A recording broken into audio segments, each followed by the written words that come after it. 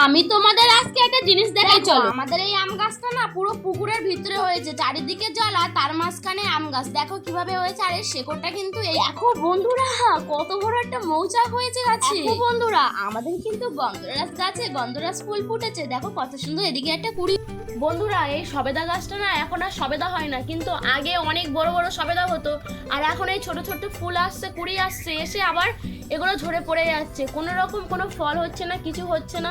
কেন হচ্ছে না তোমরা যদি জেনে থাকো তাহলে একটু কমেন্টে বলো তো।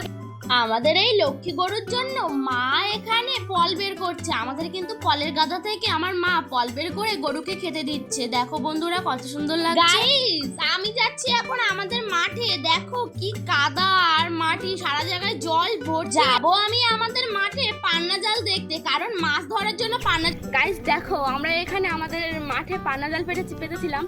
তো দেখো এখানে আমি দেখতে এসেছি, তো দেখবো মাছ পড়েছে কিনা। তো চলো তোমরা ভিডিও দেখতে থাকো, দেখো তোমরাও দেখো মাছ পড়েছে কিনা আমাদের জালে।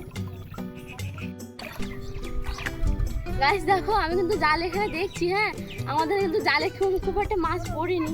তো একটা মাছ পড়েছে, সেটা মা উপরে নিয়ে গেছে, আর কিন্তু খুব একটা মাছ পড়েনি। গাইস, পান্না জালে মাছ পড়েনি বলে আমি মন খারাপ করিনি। কি করব, মাছ তো পড়তেও পারে নাও পড়তে পারে, তাই বলে কি আমি মন খারাপ করব? তাই আবার আমি পান্না জালটা ভালো। তোমরা এইভাবে পান্না জাল কে কে দেখে দেখে মাছ ধরেছো আমাকে কিন্তু কমেন্টে বলো। আর আমি কিন্তু চলে আসছি, পান্না জাল পাতা হয়ে গেছে বলে আমাদের কিন্তু গিয়েছিলাম এই মাঠে কিন্তু আমাদের। তো বন্ধুরা, যদি আমার ভিডিওটা তোমাদের ভালো লেগে থাকে তাহলে অবশ্যই লাইক কমেন্ট সাবস্ক্রাইব করে আমার পাশে থেকো। আর আমার ভিডিও তোমাদের কেমন লাগে অবশ্যই তোমরা কমেন্টে জানিয়ে যেও।